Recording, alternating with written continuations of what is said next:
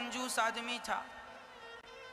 गंगा जी नहाने नहीं जाता था इसलिए कि कहीं पंडित कुछ मांग ना ले। एक बार गांव के सब लोगों ने कहा कि सुनो जी, माघ का महीना चल रहा है, सब लोग नहाने जा रहे हैं, तुम भी प्रयागराज चले जाओ, नहा एक डुबकी तो लगाओ, सारी जिंदगी होगी तुम गंगा नहीं नहाए। तो सबने जिद की, पत्नी ने भी कहा जाओ। तो वो चुपके से गया।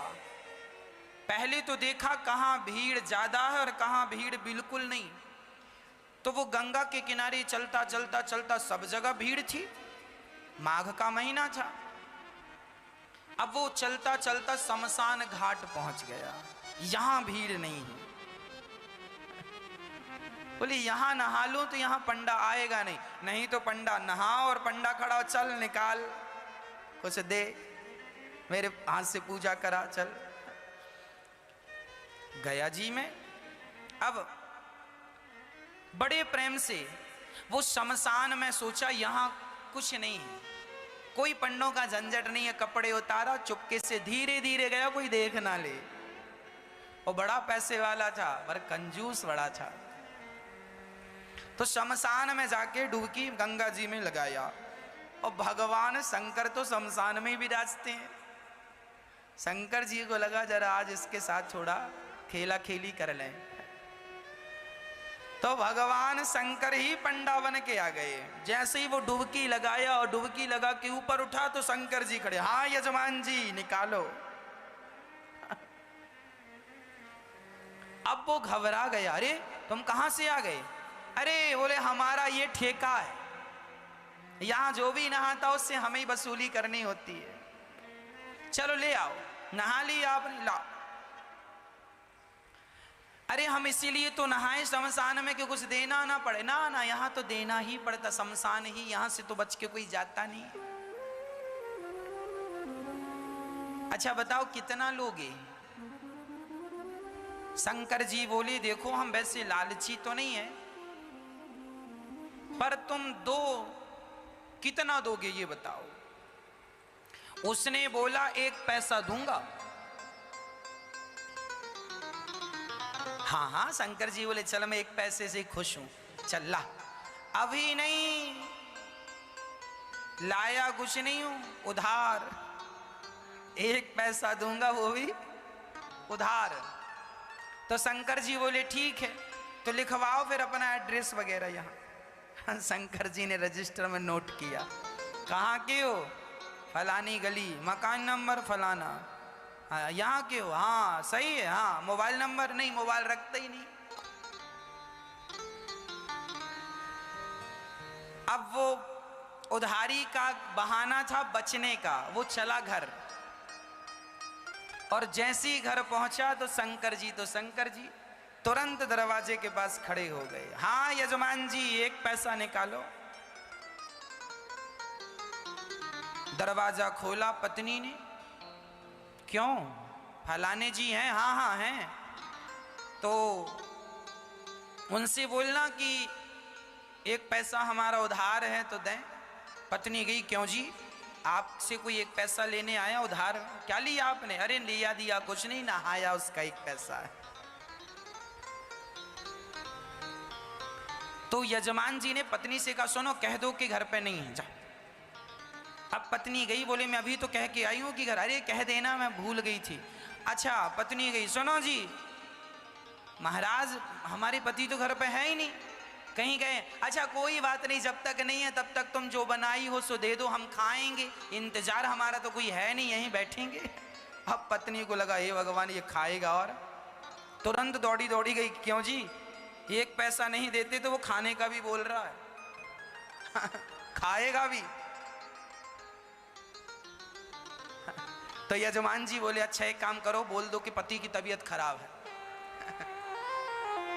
पत्नी फिर गई, सुनो जी हमारे पति की तबीयत खराब हो गई, अभी जाओ बाद में आना। अच्छा तबीयत खराब हो गई? अरे हम डॉक्टर भी हैं, वैद्य भी, लाओ कहाँ था भाई? अब पत्नी फिर आई, सुनो जी कह रहा तुम्हारा इलाज करेगा बोले इलाज पता नहीं क्या करता है, 1 पैसा तो अभी उतारा नहीं, इलाज करेगा तो पता नहीं कितना पैसा लेता है, इससे इलाज नहीं कराएंगे। अच्छा एक काम करो, कह दो कि पति, कह दो तुम कि हम मर गए।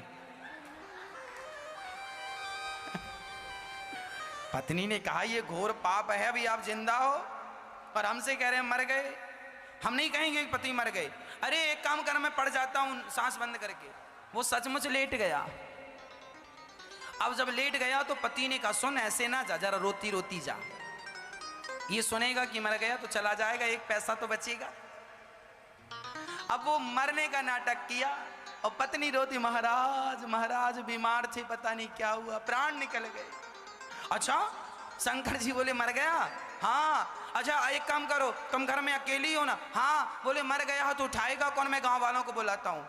अब भगवान जी ने, शंकर जी ने सारे गांव वाले, सुनो सुनो यजमान जी मर गए, सुनो सुनो यहाँ आओ, ये फलाना मर गया, जरा आओ। अब सारा गांव इकट्ठा हो गया। सब इकट्ठा, वो पड़ा है और पत्नी की तरफ बार बार यूं यूं करे, अभी है कि अरे वही तो लाया गांव वालों को, कहाँ गया? थोड़ा देर मरी पड़े रहना। अब वो पड़ा मरा और गांव वाले अर्थी तैयार कर रहे हैं। हाँ वो रो रही है और भगवान शंकर मुस्कुरा रहे हैं, कितना कंजूस है, मर गया पर एक पैसा नहीं दिया इसने। अब गांव वाले बोलो देर ना करो, उठाओ। उठा के अर्थी पे, उस पे अर्थी पे रखा। अब ले जाने लगी तो पत्नी ने पकड़ लिया, नहीं मरे नहीं मरे नहीं मरे, मत ले जाओ।